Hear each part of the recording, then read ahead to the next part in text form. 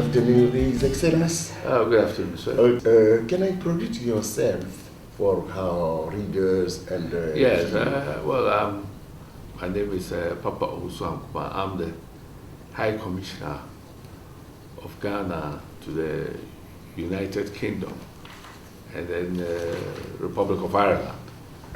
I've been here for 2 years. And of course, this is my first appointment as an ambassador. I've been a member of parliament in my country since 1997 for 20 years. Within the 20 years, I was a minister, a member of government for 8 years, served in 6 ministerial portfolios.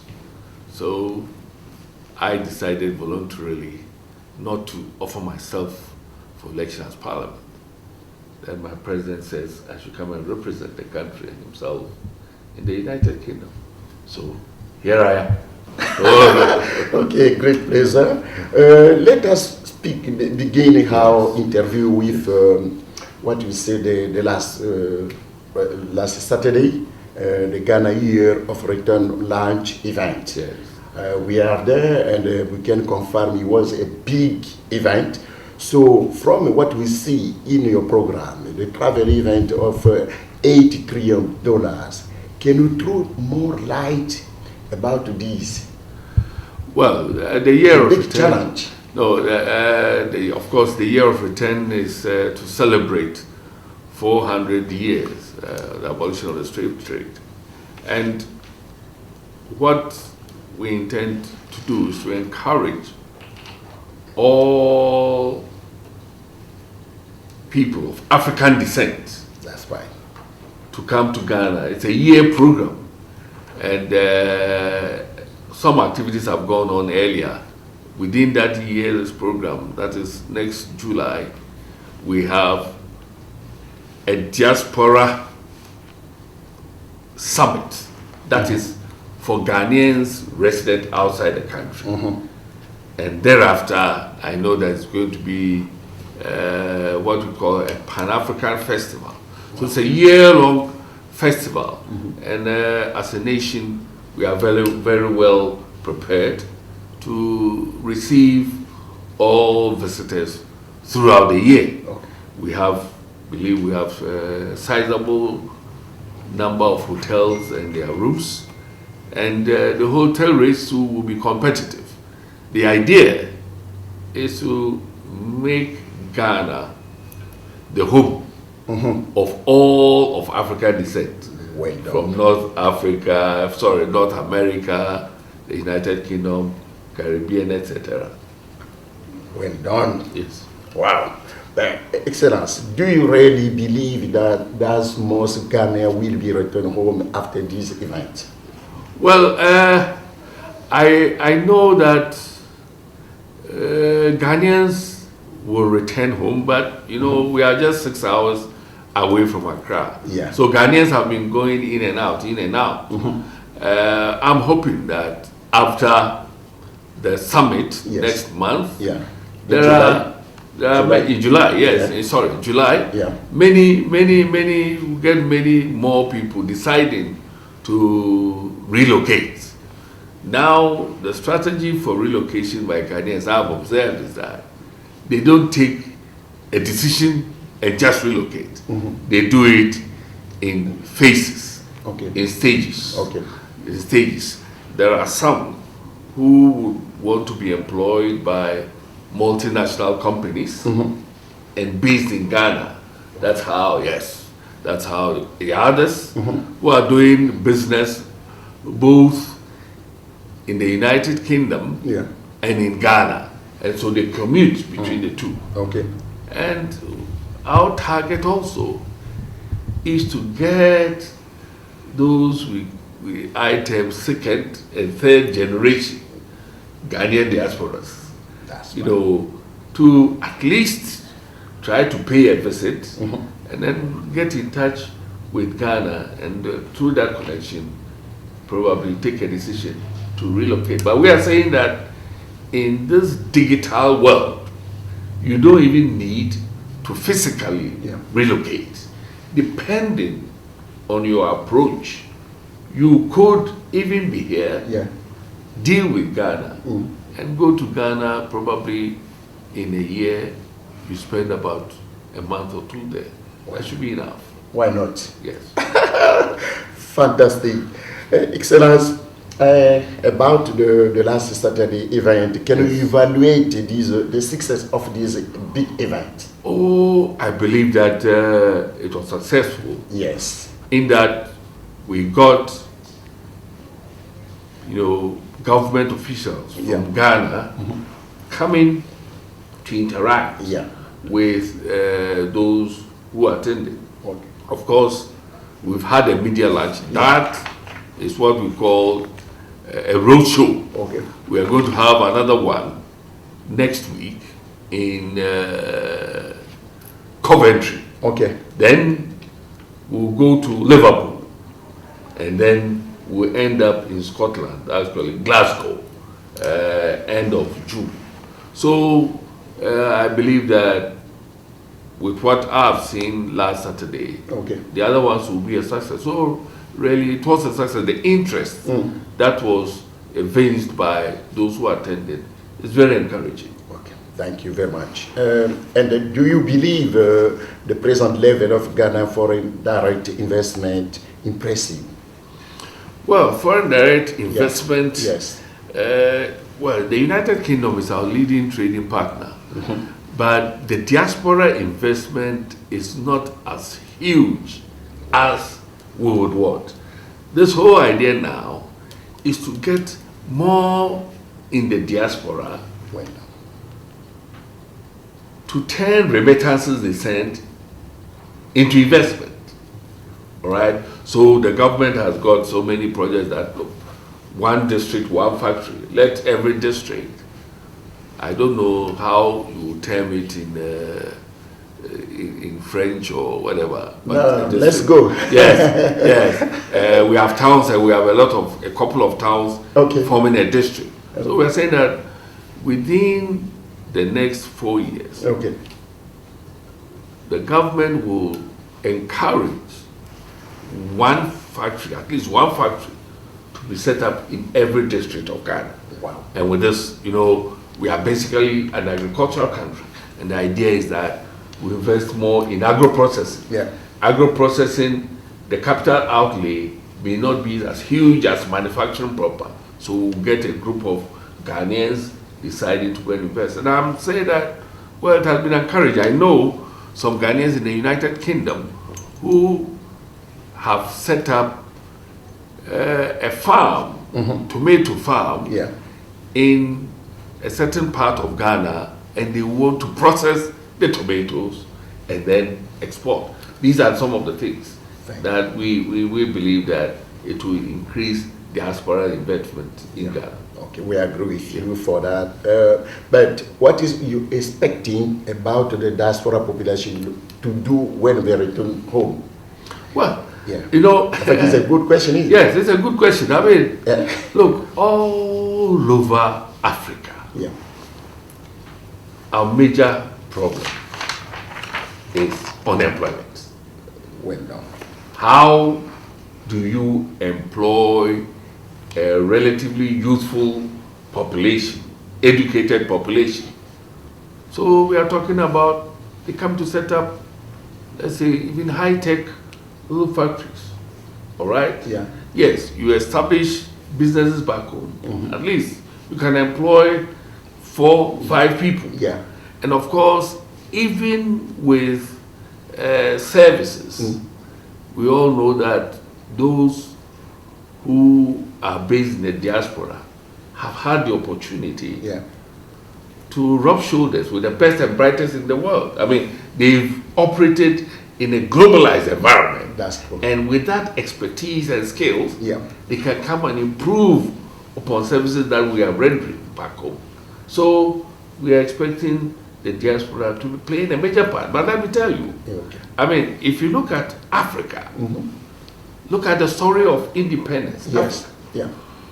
Most of the leaders who want independence for Africa had some exposure the diaspora. They will attend schools here, etc., etc. Yeah. Some will be medical doctors trained here, lawyers, teachers trained here, educationists trained here. True.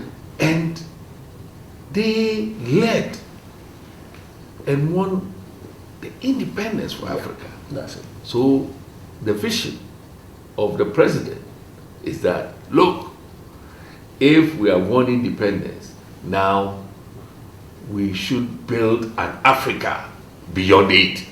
So we are expecting that with the zeal, and the foresight that encouraged the diaspora, early diasporas, to lead the independence struggle in terms of an Africa beyond it. This generation of diasporas will take it up from there. That's our vision. A big vision, and why not? Yes. And personally, I believe in this power from diaspora. Yes, yes. I believe. Yes. Excellence. Yes. So, about the last Saturday event again, some issue regarding the passport, Yes. You remember the passport Yes, was, yes. I don't know how. No, well, I believe that as a country, Ghana has been helping its diasporas a lot. I mean, if you're a Ghanaian resident in the United Kingdom, you can apply and obtain a passport, a Ghanaian passport here. Of course. Now, for some time now, the Ghanaians were complaining that the passport fee was too high. It was 180 pounds. 80 pounds? 180 pounds. 180 pounds. Okay. For 5 years. Okay. Now, the president then decided that the passport was going to be for a duration of 10 years, and he gave 2 months notice. Okay. So most people who were coming for passports, unless it's pressing, decided to hold on. So now we are a little bit overwhelmed. Okay. All right. We are processing an average of 60 passports a day. However, we need to upscale it because of the pressure. So it delays a bit. And we also have the passports, the applications are filled online. Okay. However, we also have a strategy of going outside London to take the biometric features. We've been to Liverpool now. Our Ghana passports are biometric, so they will take your fingerprints, your eye. Like in my country. So physically you have to be there. Yeah, of course. So now we have a mobile machine that we take out. So we've been to Manchester. We've been to Liverpool, Birmingham, a couple of places. Yes. Even we went to Bristol too last year. Manchester says it's at about 80 people. He wants us to set up a link. So we are making the effort. Whilst back home, I believe Parliament will be considering the cost of the passport, whether it should not be reduced, and that's what is expected. So it has exerted a lot of pressure on us, but we are trying to cope. We are trying to recruit more hands to deal with resolve this. Yes. Because that's affected. We know who you are. So what has happened the last Saturday, but that's no matter. Let's go. Okay, His Excellence, I appreciate once again your presence here. So about the diaspora, we are some professional and the student. Yes. What is your, I don't know, to be honest, will you learn them home with some kind of initiative? Well, yes, let him, you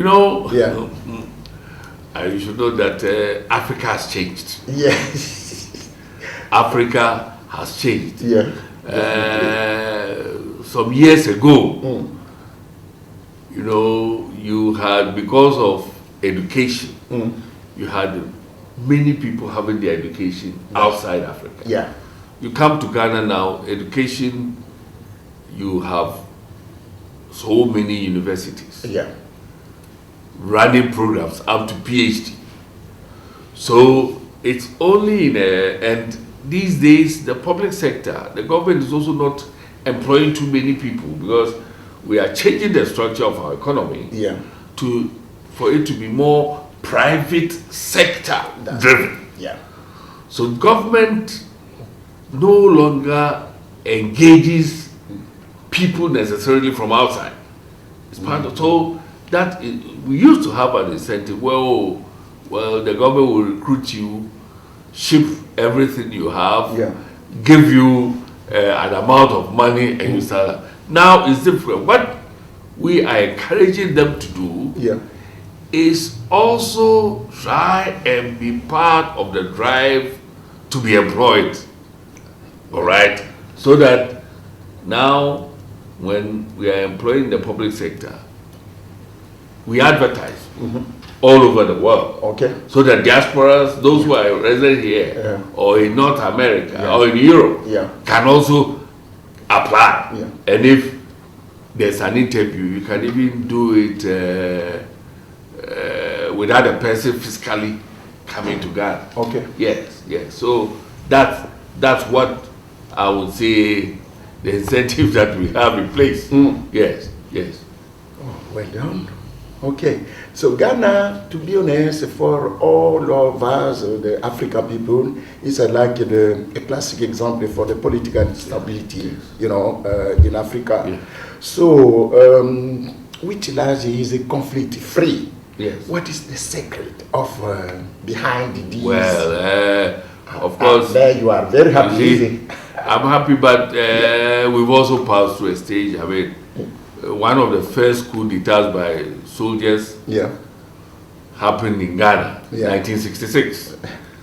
All right. Thereafter, we also had another coup in 1972. Then we also had an uprising, a military uprising in 79. And then another military coup in 81. Okay. But now we then decided as a country that look, we didn't want any more coups. And it was the will of the people coupled with the commitment of political leaders. So what we did in the first place was to try and let the military know that they are accountable to civilians. Yes. The military is only a civilian in uniform. When you take off your uniform, you are a civilian. And then we also got them exposed to what political conflict and civil conflict could cause in countries. Ghana, we patronize, we support the UN peacekeeping. So we send soldiers outside to conflict areas. Israel, Golan Heights. And if you look at Africa, almost every place where we have conflict and we have UN or ECOWAS troops intervening, Ghanaians have played a great part. So they've seen the results of conflict. So we've all now commonly agreed that, look, let's be patient.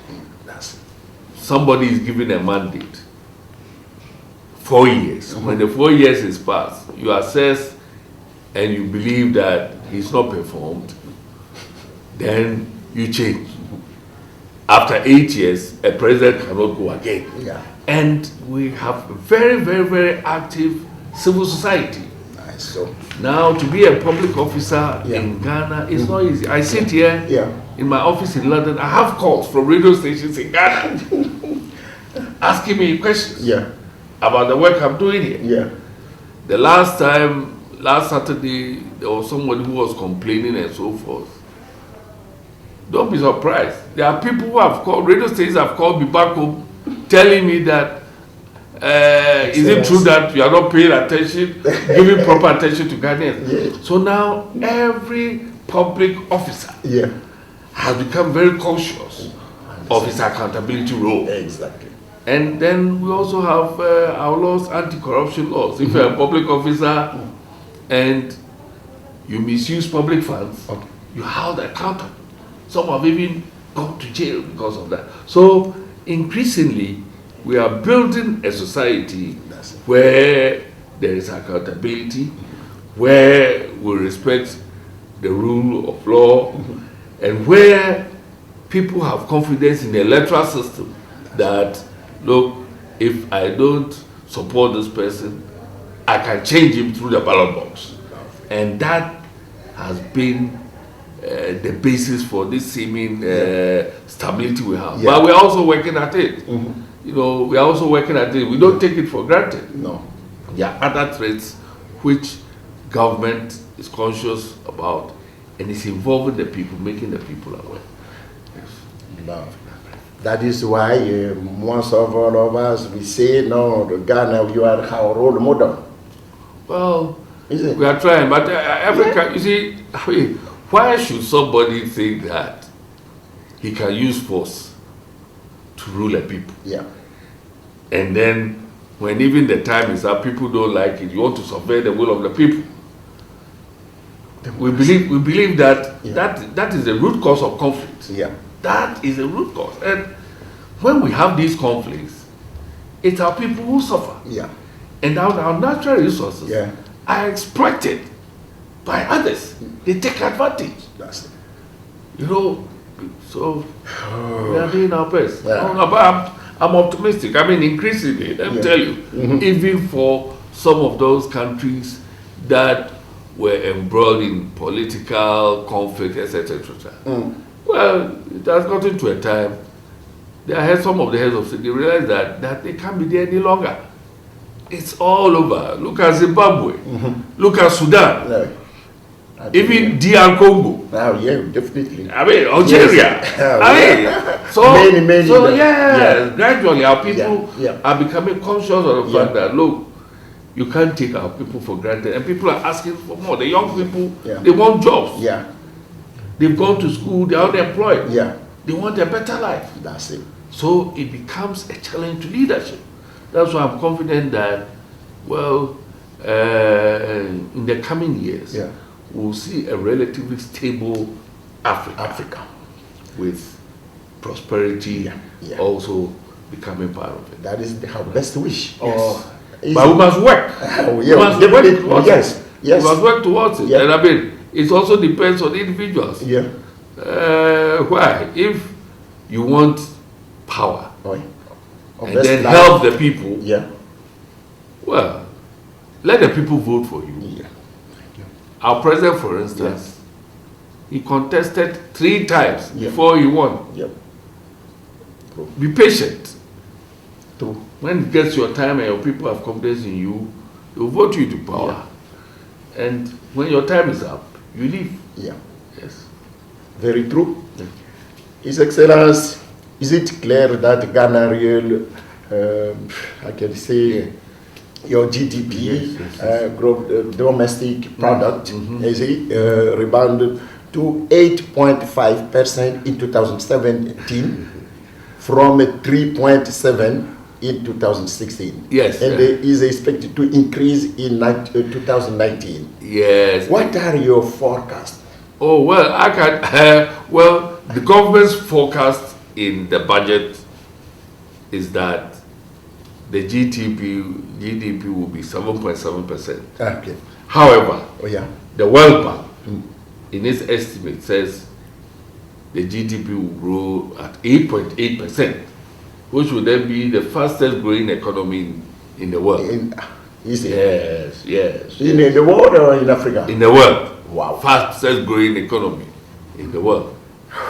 Congratulations. Oh, but it's all hard work. We all have to be hard work, and I'm hoping that you know, diasporas everywhere will go back and help their countries. That's that is a big, can you say, the good news? It's good for news. all of us. All of us. And I'm hoping that it will also encourage other African countries, because, you see, there are countries that have far greater resources than Ghana. They have well-educated people. However, because of conflict, many of them are outside the country. Yeah, that's what. We are blessed as a Ghana, we are not like that. Yeah. But we are hoping that, in the coming years, yes, people will take a cue from what is happening in Ghana. Okay. Come home and then help their various countries. That is your policy or your new policy, homecoming summit. Yes. Lovely. Yeah. Do you think that you are having the goodwill of Ghana in the London community, His Excellency? Oh, well, I believe that we have been having the goodwill. The interactions that I've been having with them is positive. Yeah. Fortunately for us, we have a lot of Ghanaian associations based on where the person hails from, community associations. Then we have old students attending schools, etc. Okay. Yeah, so we have a lot of events. So we have Association of Ghanaians in almost all the major towns, major cities in UK. Okay. Yes, you have some in Liverpool, you have some in Manchester, you have some in Birmingham, you have some in Coventry. So it engages my attention. So anytime there's an event, they invite me, I try to go. And we also have, Africans, we are very, very religious. So there are a lot of churches. Yeah. Yes, there are a lot of Ghanaian churches. Yeah. So let's go. Yes. So I get invitations, and I try as much as possible. Okay. To honor invitations extended to me by Ghanaians here for events. And so we get the opportunity to interact with us. And we are hoping that they will understand themselves better. Even whilst they are here, they would always remember that they are Ghanaians. I like this. Yes. Ghana first. Yes. His Excellency, I want just to open my heart. Yes. When we come, we start by your embassy, because we know what you are doing in this country. What is your diaspora, your community? How is impact positively the house society, the UK wide, where we are living? So I don't know if maybe you can say something about your colleagues, African ambassador, how to manage the community, because that is the big issue. I would say that these days diplomacy has changed. Thank you. All right, you are a representative of your country. Yeah. You represent your country, fine, as far as governments are concerned, because you also want investment back to your country. But now that we have a lot of our citizens living outside our country, their welfare should also be important for us. I have said that I consider UK to be another region of Ghana, outside Ghana, because there are so many here. Yeah. So just as you are back home, you deal with the people. Yeah. Whilst here, you can't do it the same as back home, but try as much as possible to interact with them. And I know many of my colleagues are doing that. Many of my colleagues are doing that. Yeah. Yes, but one thing I also realize is that because sometimes there is political conflict back home, it's difficult to meet the communities here, because the conflict also, political issue, it also becomes an issue here. Yes.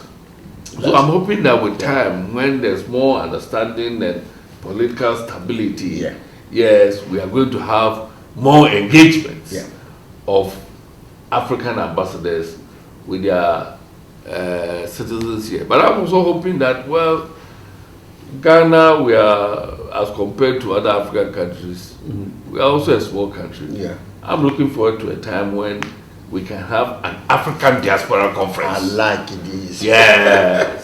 That is a target. Yes. And the achievement. That is it. That's what initially, brought about the OAU in those days. Yeah. Let's think now Africa. Yeah, that's true. And it's important that we try also get these things done here. Doctor, one of the last but not the least question is well known that the China has penetrated the political economy of Africa in general, and they has invested heavily in Ghana. What are about envisaged investment return? Well, you know, it's a big issue. It's a big issue, but look, every African country, particularly sub-Saharan African country, has infrastructure deficits, road network, airport, telecommunications, etc., etc. We also have natural resources. That's true. Now, years ago, we relied a lot on aid. But the aid that is coming to Africa is not enough to enable us meet the infrastructure deficit.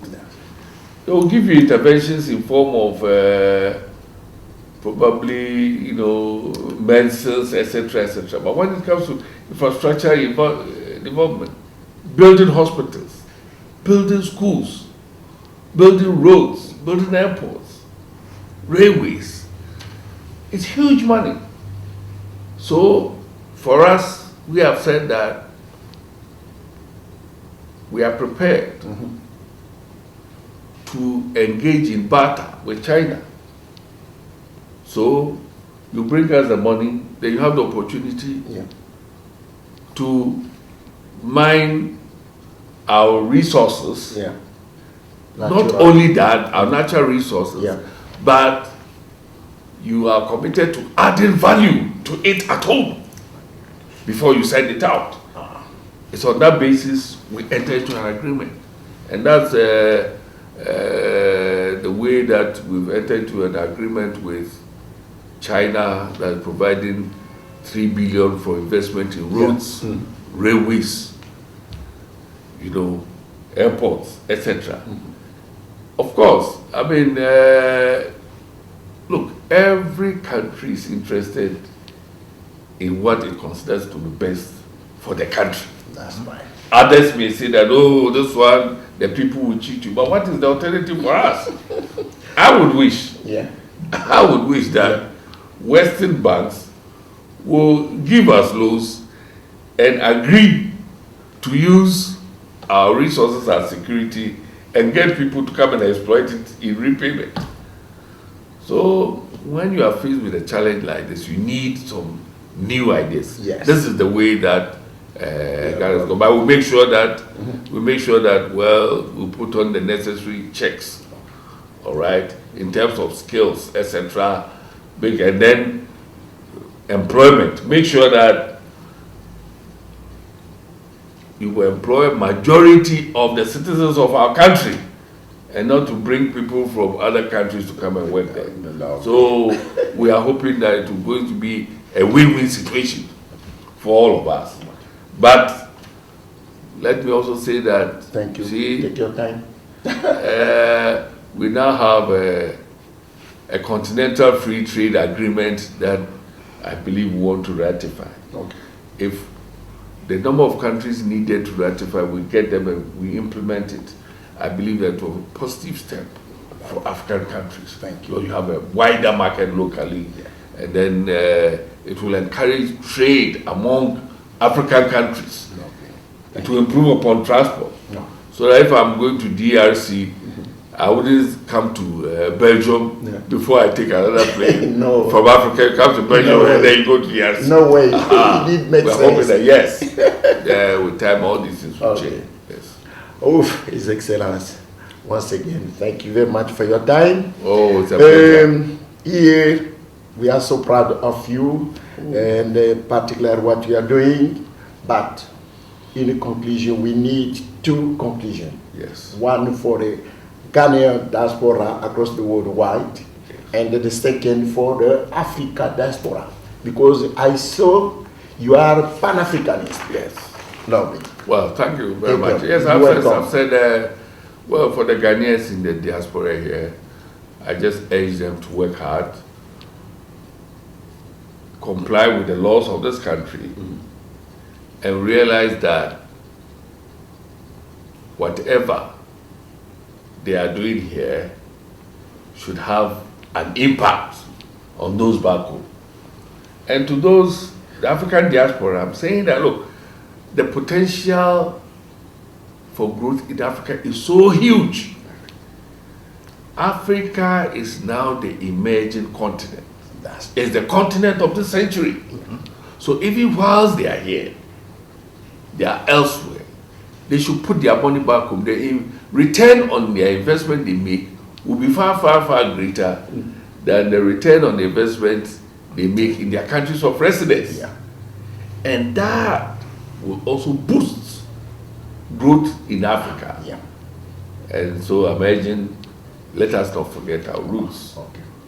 And let us become what I would term the new missionaries. You know that when the Western countries came to colonize us, they came with some missionaries, a priest. You go to a village, you set up a school, you set up a hospital. I'm saying that the African diaspora should see themselves as the new missionaries to Africa. Thank you very much. The last one. Thank you very much, His Excellency. Why not the last word for the Diaspora Positive magazine? Oh no, and I must say, let me commend those who thought about this Diaspora Positive magazine. Thank you. It's great. I mean, you are doing your best to influence Africa through its diaspora. Thank you very much. So I'm urging diaspora, those of us in the diaspora, also to read the Diaspora magazine and avail ourselves, for interviews, etc., so that the diaspora message will go far and wide. Thank you very much. And please, I'm also encouraging you to tell the African story. Thank you very much. We start now. Yes. Yes. Thank you very much. Tell the African story. Okay. Thank you. It's only Africans who can really tell the story. Yes. We should not let the Europeans tell the African story. No. We should not let Americans tell the African story. No. Let the African story be told by Africans. Thank you very much. Yes. Thank you. And that's what the Diaspora Positive magazine is doing. Thank you very much. Positive messaging of Africa. Thank you very much. Thank you.